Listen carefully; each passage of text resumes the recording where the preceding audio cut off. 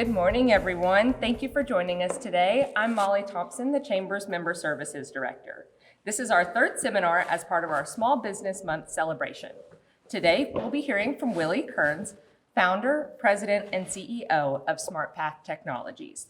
He'll share lessons learned from local businesses in Western Kentucky and Southern Illinois that have suffered six-figure damages following cyber attacks and provide information about critical protections that all businesses, regardless of their size, need to have. But first, I want to thank our small business sponsors, FNB Bank and Living Well Radiology. These two businesses have partnered with the Chamber for many years to sponsor our Small Business Month seminars in May. It is thanks to their generosity that we are able to offer these seminars to local businesses at no cost. Ike Nichols, FNB Bank's market president, and Carsey Harned, COO of Living Well Radiology, are both here today. Would you both like to say a few words? Ike? Thank you, Molly, and good morning, everyone. I'm Ike Nichols with FNB Bank. And again, on behalf of the Chamber, thank you, and FNB, thank you for organizing the event and putting this together. Excited to sponsor again this year. FNB is a community bank, so small business banking is a focus of ours, a large focus of ours. So of course, you all are folks we do business with every day, or your type of the customer we do business with every day. So we're excited to sponsor again this year. And again, thank you. We were just talking before this, the cybersecurity. This is a great topic. The bad guys aren't getting any less sophisticated, and you've constantly got to keep your eye on the ball. So I'm looking forward to what the speakers have to say today, and thank you again. Appreciate it. Well, I don't want to waste your time and say exactly what he just said, but we are very proud to sponsor this. I look forward to learning exactly what you have to say. This means a lot to us, keeping patients' information and all of their medical records safe, and I look forward to hearing what you have to say. Thank you. And I'd like to say a special thank you to Jeff Pierce, co-owner of Atomic City and Paducah Chamber board member, who is videoing our seminar series this year. We will be posting videos of each of the seminars on our YouTube channel and sharing the links with any small business owner who is unable to attend in person. Now, I'll turn the program over to Willie. Thank you. Thanks, Willie. So hey guys, along with me this morning, and I got slides. I don't really follow slides. I'm much more of a conversationalist. But along with me this morning, I also have Ted Jones and Chris Cantrell from the FBI. You all want to come up as well, and so you have them to talk and get their experiences too. Ted was telling me, Ted's based out of the Louisville FBI branch. He was telling me that he's one of really 8 FBI agents in the state who are dedicated strictly to cyber events. Chris is in the Paducah FBI office. He said you've been here since 2020 or so in the Paducah area. They take in a number of these complaints that I assume then ultimately probably funnel up to Ted's office and to Louisville and to the other offices. A little bit about, what I'm going to talk is just some literal things that have happened to businesses in Western Kentucky that, I'm aware of. But by all means, I'll let these guys, chime in, and they may have other stories or better stories than I can tell you. But this stuff happens. It happens every day. We see it every day. We see businesses lose money every day. These are just a couple of the situations that we'll cover and that we'll talk about. But ultimately, the reason that I do this, I think the reason that these guys do what they do is because we don't want you all to be a sitting duck. We don't want you all to fall victim to these scams. And ultimately, we don't want businesses to fall victim to these scams. So me, and who am I, and why should I tell you about this? So I'm from Western Kentucky. I'm from Marshall County. I went to Marshall County High School and graduated because a guidance counselor loved me because I can't do math. I can barely do math at all. But I graduated, went to PCC, had a great IT professor named John Voss, who some of you all may know. He told me about 3 months in, you're not going to be able to do math. You need to do something else because this whole math thing is not going to work out for you. I started a computer business when I was 19 in Paducah down on Broadway, Revolution Computer Systems. I was there for 6 or 7 years, and then ultimately started SmartPath. SmartPath is based in Calvert City, which is where I live. We also have an office in Paducah at Sprocket at the Coke plant. And really what we do is we provide IT services and cybersecurity services and consulting for businesses. And consequently, that's what I've built my career doing.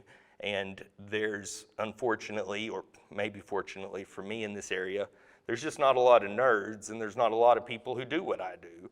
And so I've been blessed to have a pretty successful business in Western Kentucky doing what I love to do, which is being a nerd and playing. And ultimately, though, the big thing is SmartPath, we do this. Why do we do it? We don't do it because we like to play with computers. Really, that's kind of part of it. We do it because we are very much a people business. SmartPath's mission is that we want to have a profitable enough business to give our employees money to go do good in the community. We can't do that if businesses in the community are paying people in Russia or ransomware actors, wherever they are, money. That doesn't go with our mission. So Ted, you had some numbers about this, numbers that I got just for average small mom and pop under 5 employee business when they have some kind of cyber event, and we're talking like small boutique type stores, under 5 employees. 2021 is where I got this. I think I got this from the Small Business Association, but that was the average cost of a cyber event. You were telling me earlier about more recent cost. Yep, so I've got some numbers from our ic3.gov website. So I think one thing that usually when I get in front of audiences and talk and kind of stamp my feet on is whenever you're a victim of some sort of cyber attack, please report, because there's nothing the FBI can do if we don't know about it. So ic3.gov is the website where you're able to go online and report. And you can also, now that you've met myself and Chris, you can report it directly to us. If anybody wants contact info after this, I can get that to you. But in Kentucky, in 2022, there were a total of 4,256 cyber attack complaints. And again, he said there's 8 agents on our squad, and actually one of them just got promoted to supervisor, so we have a vacancy. So there's 7 agents that are responsible for all of those complaints. It's a very daunting task. So we do our best, but we still can only attack what we can actually handle. And the total loss of that in all of Kentucky was over $57 million. So that's up from $38 million in 2021. And I know a lot of people they've asked me over the past year with the war in Ukraine, what the impact was on ransomware. So those numbers, they did go down a little bit, but cybercrime on the whole has continued to skyrocket. Yeah, that's what we were just talking about before we came up here, was like in the past 2 years, how has the dynamics changed? And, that's what scams other than ransomware are taking the place of what a year or 2 ago ransomware was doing, whatever geopolitical reason that may be. So, one of the things that a lot of people say is I never hear about it. If you divide that up by the size of cities in Kentucky, the number, it has to have happened to somebody. You don't hear about it because people don't want to talk about it. It's, it's embarrassing to talk about. It's not a common topic. It needs to be talked about and out in the open more than it is. But a lot of people, and we run into this a lot, I don't know how many cases that you end up seeing, they don't know that they even have a problem until they call us and say, hey, things just aren't working right. And they don't know that they've had a problem for 6 months before they called us, unfortunately. I don't know if you all see that or not. And really the ramifications can be pretty serious. In Kentucky, the state attorney general has a data breach law regarding the number of records that have to be lost along with some kind of other personal information, and it's not many. I mean, I think the notifications start at 5 or 6, first name, last name, plus a driver's license number, or plus an account number, that kind of thing.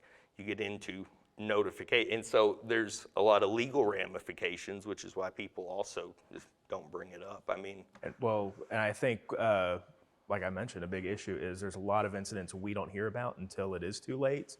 And I think one thing that I do want to drive home with a lot of people is the FBI is not a regulatory agency. We do not levy sanctions against domestic companies. We're not going to try to negatively impact victims. Our interest is gathering evidence, gathering intelligence, and then also sharing intelligence from other victims and other lessons learned. And we can't do that if we don't know about your attack.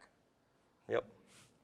So, like I said, I've got some stories. These guys may have other stories or better stories, but I've got some stories that just about local businesses that these kind of things have happened to.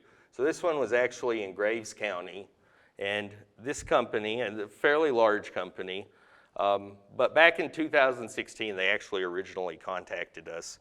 They had a bookkeeper who had received an invoice from a vendor through email, and it looked legit. The difference was O's. So Lennox, I think they're an HVAC company, like they make air conditioner parts or whatever. But Lennox was what the domain name was. They got a fake email from somebody at G0 Linux instead of GOLinux.com. Never noticed it. Actually, wired the money to the routing and account number that was specified, even though it was different. Didn't realize it for 24 hours and never got the money back. So that was, they got over that. That was actually 2018. And then to that last year, somebody else in the company did the same thing for about $123,000.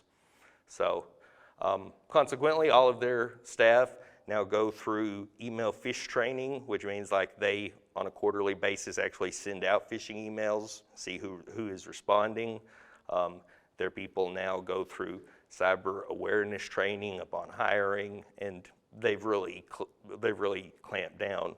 But it's taken, losing 6 figures of money twice, and that one's pretty easy. I mean, even looking at that, it's hard for me to tell which one is 0 and which one is O, and that happens.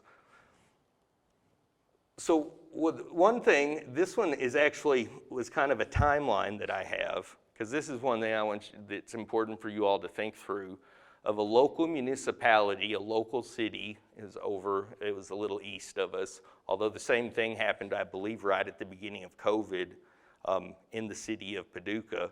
But they did get ransomware. If you're not familiar what ransomware is somehow somebody goes to a website, whatever the case may be, files on your computer, as well as typically any network drives that your computer is connected to, become encrypted. They tell you, hey, give us 10 Bitcoin or give us whatever you want, and we'll give you your data back. The issue becomes, okay, so what do you do in that situation? What do you do? So it happened in a municipality, like it was a city hall. Didn't affect communication, didn't affect 911, police, anything like that. It did affect utility billing. It affected their HR and payroll systems. It affected email, all of their files, all of that kind of thing. Kentucky, municipalities and cities in Kentucky, there's an association called the Kentucky League of Cities. Kentucky League of Cities provides among many other services, they provide cyber insurance to cities and to water departments and to that kind of thing. So what happened is the ransomware struck 2 days before payroll. I think they did biweekly payroll, and 4 days before the cutoff of the cutoff time for water bills from the previous month. So that's actually when it happened. They realized it happened, got a hold of Kentucky League of Cities. It took about 48 hours for Kentucky League of Cities to get down here. So if you stop and think about the timeline, now when the people who are helping them get down here, it's already all the city employees' payday. So then if you put yourself in that position, do you handwrite checks? to everybody. Do you delay payday? Like, what do? You may wait at least a day to get the Kentucky League of Cities down here and ask them, what do you do? No, that's acceptable. But then what do? You have water bill cutoff time, which means that that's typically the time that they're going to go around and read meters for the next month, so to send you your water bills. Do you all just not do cutoffs this month? Like, there's big decisions that you have to make, keeping in mind you don't have access to email, any email history, and you don't have access to your files. So Kentucky League of Cities does their thing. That takes to about day 5. They want to bring in a forensic investigator, and he gets here pretty quick. It's about day 6 or 7. By day 7 now, keep in mind, no accounting, no checks, no email, no access to files. They are able to begin the recovery process. So days 8 and 9 are recovery. I believe that was over a weekend. That gets you to day 10. So day 10, they're starting to come back online. Somebody has to then decide, well, what's most important? Is everybody getting email back up most important? Is getting accounting back up most important? They make those decisions. Ultimately, by the end of about day 15, 14, beginning of day 15, they're back somewhat functional. Like, you could go in and pay a bill, and they could email back and forth, that kind of thing. It took them until about day 30 or so to function as they did before, like function as they did the day before they got ransomware. If you stop and think about that in your business, like, can a business survive 14 days without transacting business? And there's a lot of businesses that I don't think can. And so, again, the only reason that I tell you this, and these guys may have more to add on to that, and like what you're looking at, if you do have cyber insurance and it happens and you file a claim and that kind of thing, a lot of people think it's a shield. But, the reason I tell you this is to make you stop and actually think about in your business, like, what would that look like? What would that response time look like? What would it look like if it took you 14 days to get back into email, that kind of thing? I mean, do you all see that that's, if somebody has a major, we'll say, ransomware incident, to get back totally functional, 30 days, 60 days? Yeah, definitely. I think, the fastest that I've probably seen, and it's a company that already has all the pieces on deck ready to respond. Still a week is the fastest that you're going to get to some degree of functionality. Yeah. 2 weeks to a month is what you should conservatively be looking at. Yep. One of the things we were talking about that you all may speak to a little bit is the fact that people do think that cyber insurance or cyber liability insurance, those kind of things, are like a all-encompassing blanket shield, against, or at least a level of protection against this. And really, that's not always the case. Correct. It's definitely not. I think there was a period when cyber insurance started becoming very popular. Everyone was getting it, and I'm not saying don't get cyber insurance, but a lot of people thought that they could hide behind it, and then they would see that they were a victim of a ransomware attack. They would pay the ransom very readily, like, okay, just going to get my files back. The ransomware actors would often know that they have insurance, so they would start increasing the ransom demands. But when insurance companies realize that the victims aren't actually implementing the protocols that they should to keep their company safe, they're not paying out the insurance. They're not paying out the claims, and the victims then, again, fall back, and now they're suffering the extreme losses. Yeah, one of the things, like I said, our core meat and potatoes of the SmartPath business model, and we do it for businesses all day, every day, all over the country, but especially in Western Kentucky, is they pay us typically a flat fee, and we manage all of their technology as well as their technology strategy. And we are typically the ones who get these applications, the cyber applications, when they go to be filled out, because they don't know the answers to them, and they say, hey, I need to fill out this application. What we spend nowadays, more of our time, as much time anyway, as anything else, are just making sure that our clients are complying with the requirements of their insurance policies, meaning that if they say that you have to have two-factor authentication to log on to your computer, that they actually do have two-factor authentication to log on to their computer, and that they don't go out on Saturday to Best Buy and buy a new computer that doesn't get two-factor authentication because it's shadow IT and nobody notices. We spend as much time as anything nowadays making sure that people are complying with the requirements of their policy, and a lot of people don't know what the requirements of the policy are, and when they go to file a claim, they haven't been using two-factor authentication, so right there is instant claim denial before it hits anybody's desk to even try to adjust it. So, but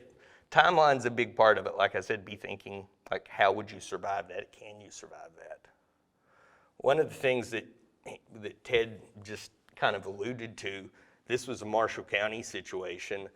Business, I guess this was right before COVID, maybe early 2019, but business with 3 or 4 offices within 200 miles or so, but it's a machinery business. They got ransomware.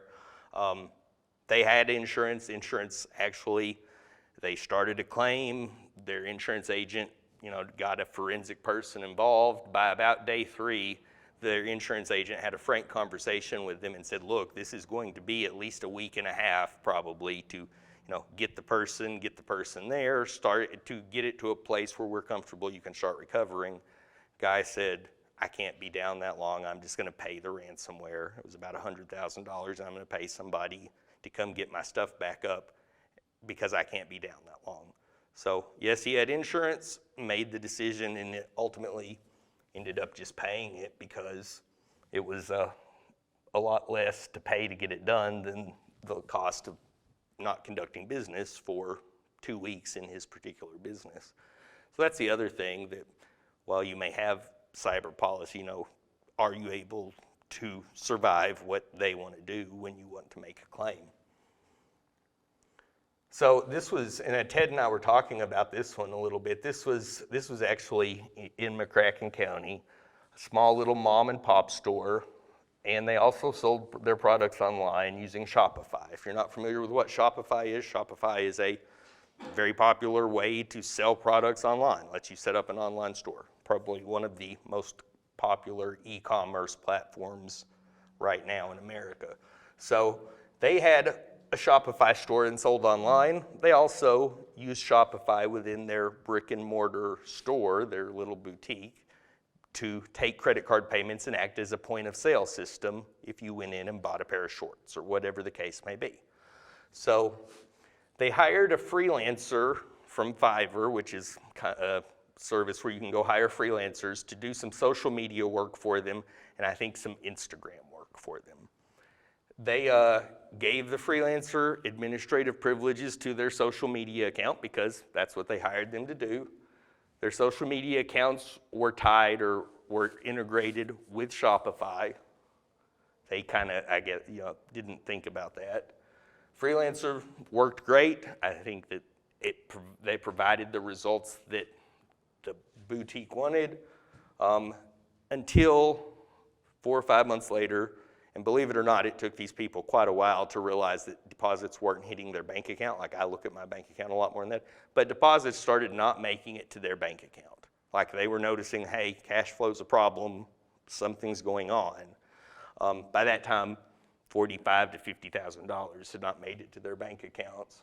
And ultimately, broke that down, and what we believe is Shopify, social media person or freelancer gained access to Shopify, changed where deposits were going for Shopify, and the way that Shopify handles deposits, they actually have a financial arm, and you have to work through that financial arm, and it becomes complicated. But you said you might be a little familiar with that one, but we see stuff like this in e-commerce type stuff all of the time. Do you all see a lot of that? Oh, yeah, definitely. I don't think there's really anything I can add Yeah. to that, but I will mention that with these type of losses, again, I'm just going to hound on the importance of reporting within 3 days, a $50,000 loss if it's a wire transfer that or any type of transfer that goes overseas, the FBI is able to step in and we can freeze that transaction, and we are able to get the money back. Now, it starts a very long process by the banks of actually releasing the money back to the victim, but we can halt it. If it's domestic transfers where it's like, JP Morgan to Wells Fargo, I think about $25,000 is where we'll be able to step in. That's what I was going to ask, like, what's the threshold where, and if that's the case, what do they do? Do they work through Paducah Police to get to you all? Do they contact you all through IC3? Like, what should people do? I would say all of the above. Okay. Report it to locals, report it to us, report it to IC3. You can never over-report this stuff. So IC3 has actually improved over the last few years with a lot of scams like this and email compromises where they'll actually initiate, we call it the kill chain, where we freeze the funds and are able to get them back. So cyber division at headquarters will be able to initiate that kill chain, but also, as another fail-safe, if you let me know personally, or someone on our squad, if you let Chris know, we're also able to initiate that process. And then if you contact Paducah Police, they can also work to get in touch with us quickly also. Cool. No, that's good. This one wasn't so much as scared. This one was an employee situation, but the reason that I included it, and I don't know if you all, this is your experience too.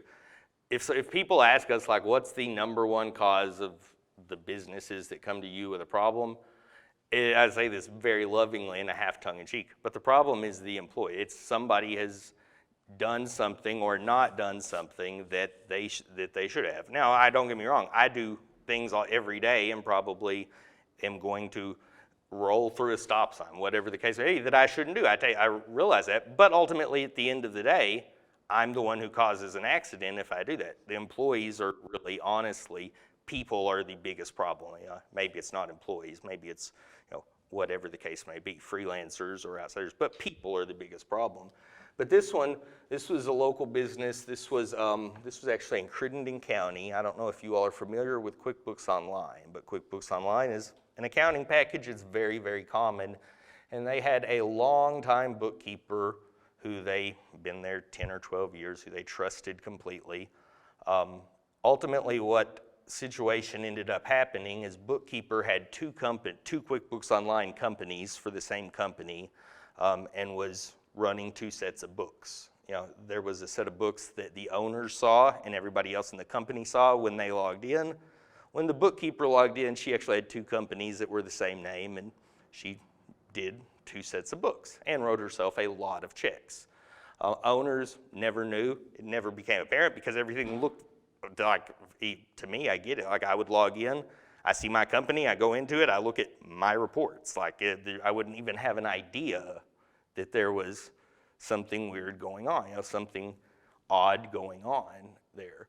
But where that comes to, and the only thing that I can say to that is, always, and no matter what, but I guess especially in financial matters, trust but verify. I mean, like, make sure, at least when you file your taxes, that the numbers add up to what you think they should add up to, however you need to do it. Trust but verify. I mean, people are good. People will tell you that they've set up a passcode on their phone, but occasionally make sure you watch them type in the passcode and that they didn't really just tell you that because you told them to, and they know a passcode is hard for them to remember and all of that kind of stuff. And really just, trust but verify, because no matter what, I think a lot of what you see in the news, I don't know, you all probably can speak to this better than I can, but a lot of what you see in terms of financial loss and embezzlement, that kind of thing from employees, comes from a lot of times employees who have been very long-standing employees, who have been there 5 years, 7 years, who are very trustworthy. I mean, do you all see that a lot? I don't know if you deal with a lot of internal type. Just from my personal experience and my caseload, not usually. So we have a squad that deals in financial crime and white-collar crime at our office. So most of what I deal with is coming from the outside, but personally, anecdotally, yes, I have seen that. Yeah. I mean, you see that, unfortunately, in the newspaper, even where we're at in a fairly small area, you see it once a week, once every 2 weeks, that that's a situation that goes on. And I'm as guilty as anybody else, both personally and professionally, about not watching my checkbook. But you just got to watch your checkbook at the end of the day, and kind of have that gut feeling. If things don't feel right, then they're not right. Probably there's usually a reason for that gut feeling. But no, like I said, purpose there and lesson there is just make sure that your people are doing what they're supposed to be doing. It's not a bad idea to make sure that they don't respond to a phishing email by fish testing them 2 or 3 times a year. That kind of thing. Trust but verify. The one thing that I always hear, I don't know if you all hear this a lot, but like, we're small. Like, we don't have anything anybody would want.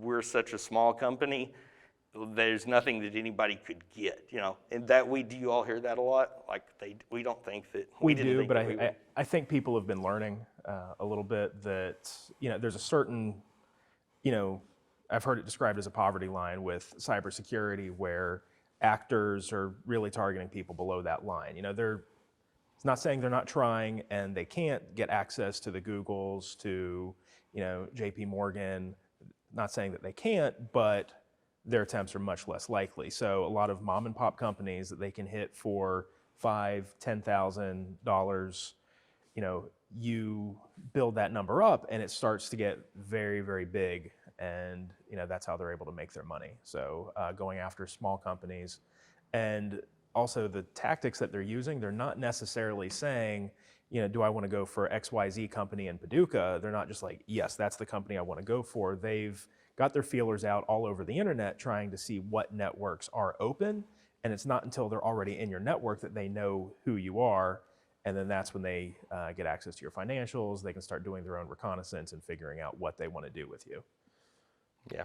There's a great website, and again, this gets a little bit nerdy, but I will always be happy at any time. Give me a call to show you all. There's a great website called Shodan. It's SHODAN.io.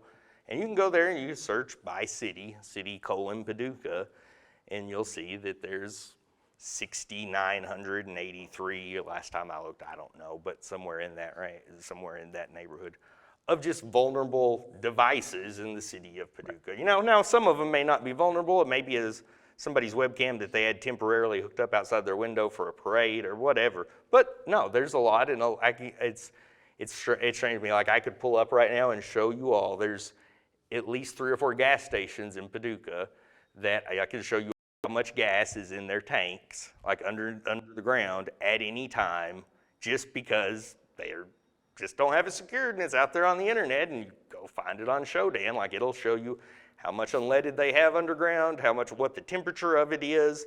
There's all kinds of control systems, which get scary, that are connected online, PLC type control systems that run, we'll say, a manufacturing product line. They're connected probably because somebody wants to watch a dashboard at home.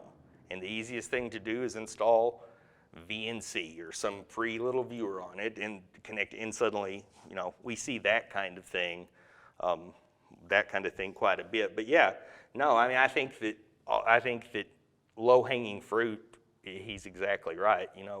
If it's a whole lot easier to get me for $10,000 than it is to get Mercy Health for $350,000, they just get 35 me's because I'm easy.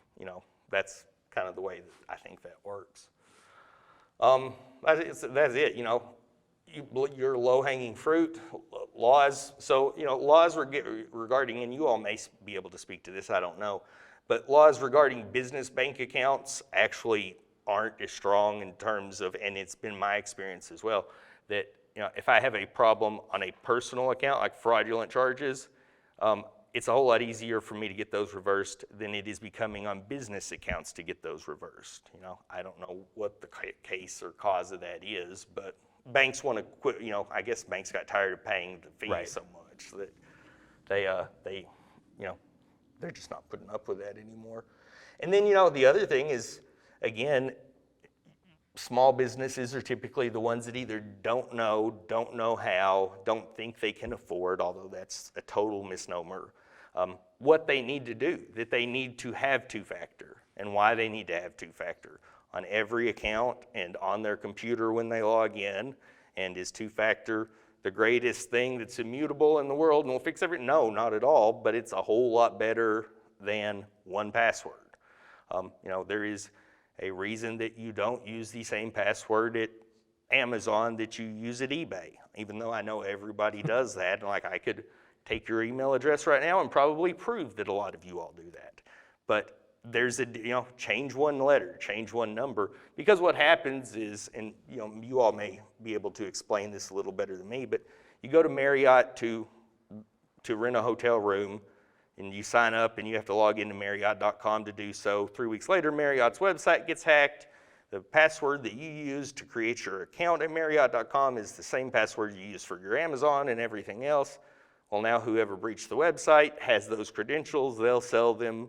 Somebody's going to buy them for pennies and use an automated script and try them against the top 300 websites on the internet. And they're going to find a match when they get into your Amazon account that then has your credit card number stored on it. That's how that's in a quick nutshell. I mean, a summary, is that accurate? That's pretty much it. So if there is a breach to someone like Marriott or Target, where if they're able to get an email and a password that's associated with that account, well, they've got your email, they have a password, which is for most of us probably the same. And if they can get into your email, then they can see who you're receiving email from. So now they can get Facebook, they can get Instagram, they can get your banks, eBay, Amazon, everything. Yes, sir. All right, I hear what you're saying. Yep. It's a pain in the butt to have a different password for every website. God, it is, yes. What is your suggestion for a best practice a way to keep those passwords, if I need to log back into, say, Paramount Plus, I can Right. do that. So what I'll generally do is so passphrases, not so much a password. So when hackers are trying to attack an account, they can get certain information from you. If they know something about your birthday, they can try plugging in numbers like that. But generally, they know what the most common passwords are across the internet. That's well published. It's usually password 1, 2, 3, 4, 5, something like that. And but then if those easy passwords don't work, they'll just use a brute force attack where it's just A, and they'll just do that until they crack your password. So something that is, some sort of phrase that it doesn't have to be very complicated, but just Have something really, spaces in it. People forget that your password can be 2 words and have spaces. yeah, but something that's, But not so much, that's yeah. coming up with a creative password, but, all right, can I just not have notes on my iPhone of passwords? Or So that feels like a almost trick question. So I think, yeah. No, officially, that's one thing that sounds like probably, I want to say no, but realistically, so on your iPhone, which is a very secure device, you would most likely be safe with that, especially if you're able to lock it with your password. And then if you also have your iCloud encrypted, if you've enabled their advanced security that they deployed in December. What's that? will that do the same thing on Google Docs? On Google Docs, Yeah. I don't know that I would feel as comfortable Yeah, I on Google wouldn't feel- Docs as I would for sure my iPhone. And people look at me like I have a third eye when I tell them this. At this point in this stage, a notebook and a notepad and a pen and paper that you keep at home is a great place to keep your password. I mean, it's much less likely somebody's going to break into your house, open that desk drawer, and get out that red notebook that has your passwords wrote in it than they are going to try to find it because Right. you have an account at Marriott. yeah. And then generally also what I'll do is if you've got one long passphrase and then for each account that you want to try to keep secure, have something that can call back to that website. So okay, it's this phrase, and then something that can call back where you're like, I know I'm logging into Google.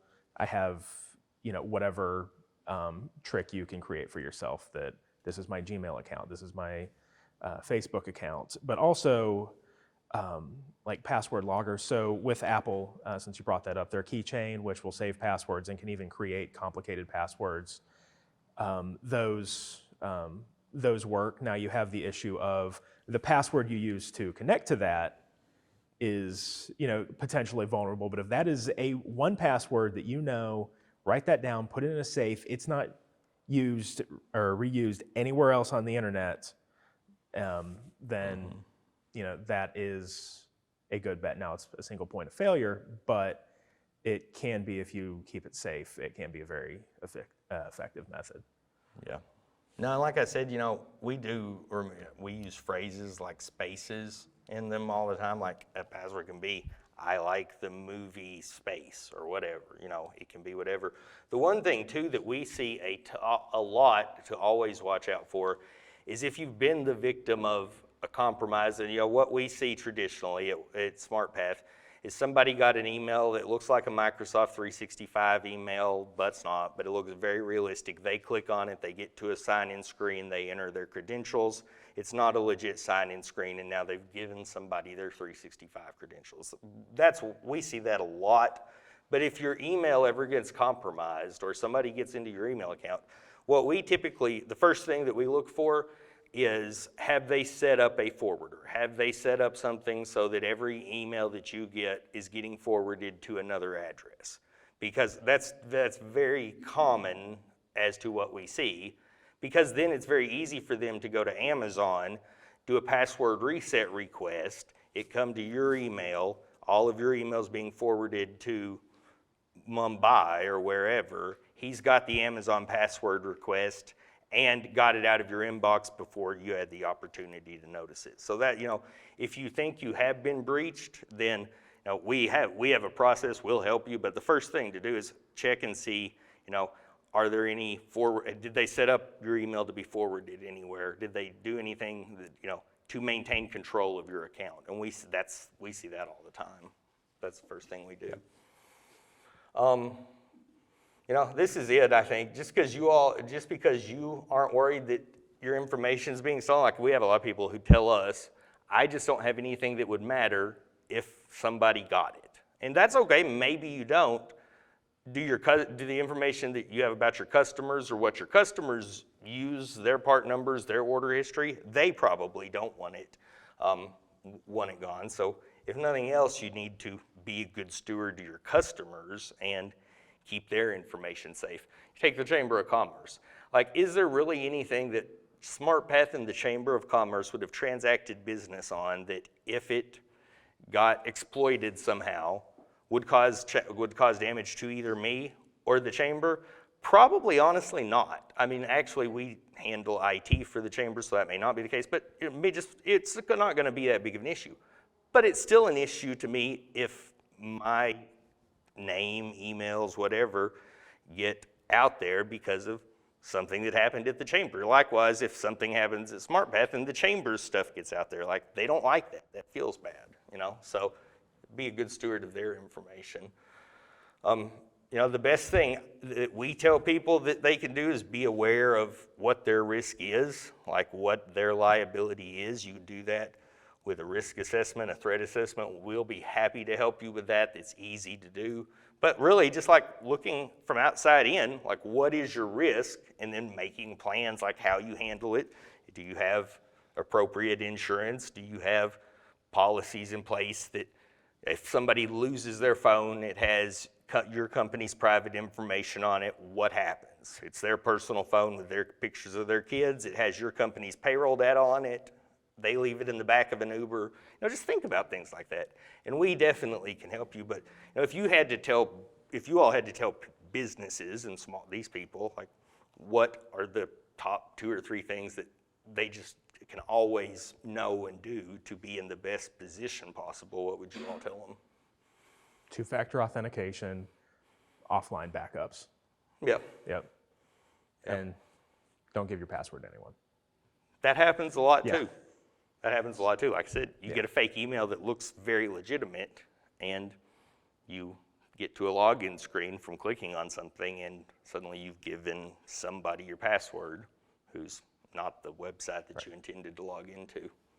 So, you guys, kind of the rest of the time, I mean, what do you all see? What have you all seen that's been exciting lately? And do you all see more in this part of the state versus the rest of the state? Go for it. I mean, it's really all over the state. So the way we're structured, Chris works here in Paducah. He's able to, work federal crimes in the western part of the state. Our cyber squad in Louisville, we also cover the entire state and cybercrime in the entire state. So everywhere, all the way from Paducah to eastern Kentucky, we see these compromises. Do you see it more with businesses, with individuals, with? Oh, absolutely. So businesses, I think there was a point where individuals were easier to compromise, they were easier to attack. I think that's even where, like the early days of ransomware, it would be individual computers that would be locked down, but the profit there for the actors is not at all, what it is if you're able to get into some sort of enterprise, some sort of business. So that's when you're going to get into mom and pop businesses. And then even kind of like a step above that, where you're going to get into large scale companies that are still relatively small as far as personnel is concerned, so that have a lot of business, are doing several $1 million a year in business, even government contractors, but where their personnel is relatively small and specialized, and they may not have all of the necessary cybersecurity protocols in place. One of the things that people ask me all the time is like, so who are these people? Like, why are they doing it? But like, who are these people? Or who's becoming a millionaire behind the scenes that we don't know about? That kind of thing. Like, who's doing this? Who are these actors? So, by and large, I think most people at this point kind of know they're going to be overseas. Now, there are people locally in the United States that are doing a lot of this activity, but mostly it's scammers overseas. Eastern Europe, Nigeria, India, Southeast Asia. We're seeing a lot of activity from China now. They are doing something we call pig butchering, where they'll, it's a very gruesome sounding name, but they'll create a fake cryptocurrency exchange. This will be an example. I don't know if any of you guys have ever gotten any spam text messages where somebody's trying to make friends with you and tell you like, hey, if you invest cryptocurrency, I can help you out. So they'll get you to go to a fake cryptocurrency exchange, you send some money, and then when you decide, ooh, I don't really like this anymore, I want to cash out, they tell you that you've got to pay taxes, fees, whatever, to them first before you do. So like it's called pig butchering because they fatten you up and then they slaughter you, and they just take your money, they shut the exchange down. So that's a lot of. I'm anxious to see other names now. What else do we have? What else is? So the business email compromises are always popular. They're always consistent because, again, trying to hack someone or trying to hack an account is hard. Guessing passwords is hard. Trying to convince someone that you're their business partner and you change your bank account, that's easy. But yeah, the way we've seen a lot of this evolving over the past 5 to 10 years is you would have small groups of actors that, so again, with ransomware, for example, they would develop the ransomware, they would find the victim, they would hack the victim, they would deploy the ransomware, they would negotiate with the victim. So you'd have like a team of 2 people that is trying to manage this entire operation. And we've moved to a point now where it's a giant enterprise of affiliates. So you'll have one or a few managers of, again, using ransomware as an example, one manager that's overseeing the ransomware. And then you'll have another group of people that will like buy a license to that ransomware, and then they'll deploy it to victims. And they'll usually use people that we call access brokers, who all they're doing is they're just trolling the internet. They're just looking for vulnerable networks. They'll get some credentials somewhere, and then they'll be able to go back to the other ransomware affiliates saying, hey, I've got these accounts for, this company, this company, this company, for $10, $100, I'll give you, access to so many accounts. So with that model, it honestly makes it much harder for law enforcement to try to track exactly who is doing what activity. So, yep. People are starting to see the bad guys start to use or implement AI more often, or if they've been doing that for some time. Just think of like the ChatGPT where they're trying to mimic someone's genuine email. Makes it a lot easier. Yes.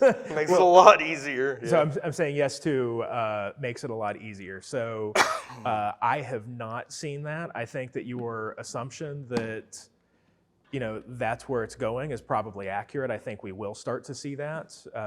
Generally, law enforcement is trying to play catch up to the bad guys. And then once we do catch up, then they evolve again. But I think it's a very safe assumption that that's the direction we're going to go in toward too. And then I think this isn't about AI, this whole talk right here, but then we can also have a conversation about what can law enforcement do to also leverage artificial intelligence to also stay ahead of the bad guys. So I think that's something we can definitely expect to see, and that will make safe practices much, much more important, because now the measuring stick for what are best practices is going to raise significantly. And now the low-hanging fruit, or when you thought you were safe from people, now you could be the low-hanging fruit just by, if all you're doing is two-factor authentication. Yep. It's not to scare anyone, but there are ways to compromise that. It's just easier to find people that aren't using it. A lot of people don't realize here in Paducah, we obviously have CSI. CSI, it does a tremendous amount of business with PayPal and Venmo and those kind of companies because they are a central processor for banks, so it becomes very easy for them to do scam checks against Venmo transactions when I send Aaron money on Venmo. Well, CSI has the banking information from so many banks that they're able to, use AI and the systems they've developed and whatever to verify that, yeah, Willie is normal to send money to Aaron, or no, this is really, really strange. So Chris, like you, and maybe not cyber related, but since you've been in Paducah, what do you see that maybe what people don't see sometimes? Sure. Yeah, good morning. Ways the FBI, we've been here for a couple of years now, and I think since COVID, obviously the amount of time that people are spending on their phones at home on their computers has drastically increased, and so the scams have increased. The likelihood of those attacks, have increased, and so the reporting and the frequency at which we receive those has also gone up as well. And so now, being here in Paducah, I would say I probably spend about a quarter of my week answering phone calls and emails about either scams where loved ones were scammed out of money and they've sent their life savings and everything that they've had in their 401ks to some contractor who they fell in love with that lives on an oil rig, or somebody that is a general in the Army that they think that they met online, and so they've now sent $100,000 somewhere else. But we also get a lot of the business intake calls as well from businesses in the area, and I've seen as high as $200,000 here in Paducah that unfortunately local businesses have been out of that money. And my father was a small business owner, and so I saw how hard that was. So I went for a government job where I had a guaranteed paycheck, and so I definitely understand the small business owners' life and how hard it is, and like he was saying, day to day and week to week, how much money can that business, how much operating funds does that business have when these things happen? And so being proactive in these things is important. And so to answer a couple questions that have come up, and like one with the password manager stuff. I think there's a lot of password managers out there, not to promote any one over another, but you can increase or decrease the amount of characters in your passwords and save hundreds of passwords for every single password that you have. And you could probably do that with businesses. That's what I do for myself on my phone, and all my passwords, whether it be Paramount Plus or Instagram or Amazon. And so also another thing I'd like to drive home is, as far as, I think there was a question, is recognizing these attacks. So if you have a small business, and typically what I see is you have the vendors that the businesses deal with, whether it's somebody that supplies metal or somebody that supplies some kind of product to the company that the company here in Paducah uses. When they send their invoices to the company, they immediately, like he's saying, part of the way to recognize these scams is that you can recognize the fact that they're asking you to change your accounts, changing your routing numbers, sending it to a different account.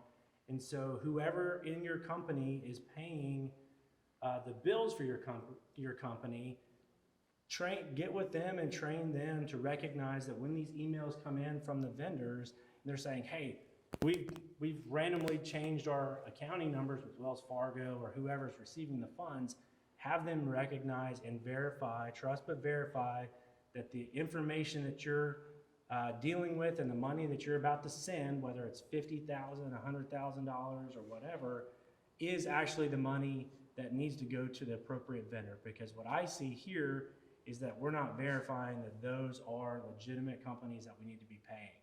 And so 2 weeks, 3 weeks, a month down the road, when the legitimate vendor is now seeking payment for what they provided, it's too late. It's past that pending period at the bank that they can stop those transactions. They can't stop it at Wells Fargo. They can't stop it at Chase or wherever, because it's past that period. It's not pending anymore.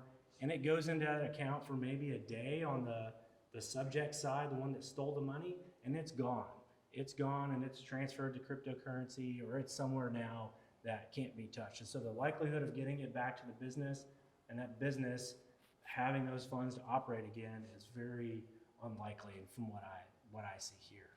So just as somebody in Paducah, I'm kind of like the low level, Paducah PD report guy. Like, I get the ones that call, they say, what do we do?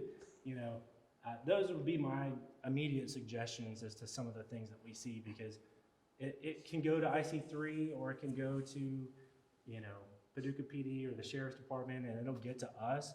But a lot of times by the time it gets to us, it's too late.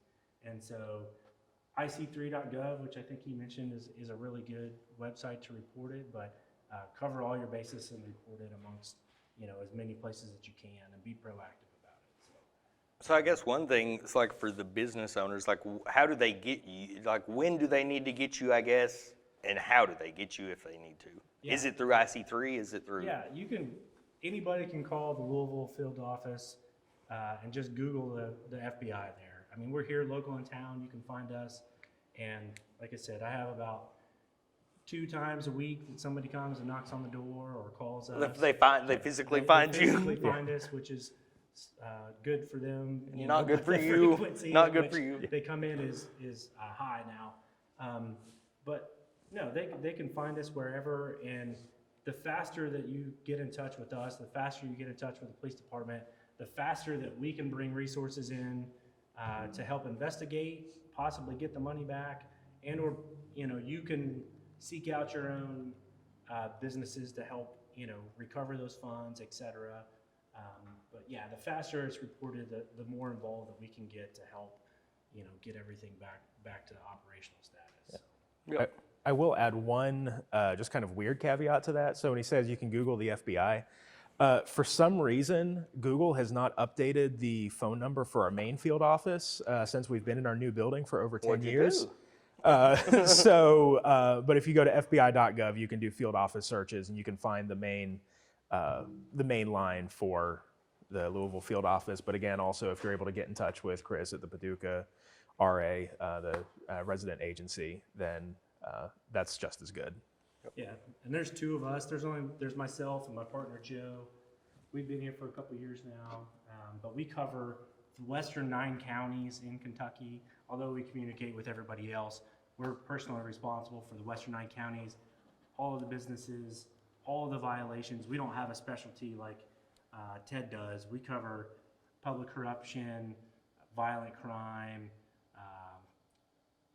sex crimes with children, fraud, gangs, drugs, everything. So the two of us, that's what we cover.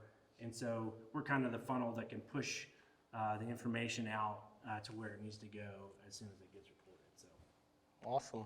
And so one thing for any local business, it doesn't matter any of you all, at any point in time, we'll be happy to come out with you. We'll do a risk assessment and let you know kind of where you stand. One of the biggest things people can do is just search for very much like LifeLock protects your credit. Know what's out there on the dark web. If you get a hold of us, we'll always be happy to search your domain name and let you know what credentials that we can tell are out there from the services we use. But be aware, like I said, you got to kind of be aware of where you're at to know what you need to do to protect yourself.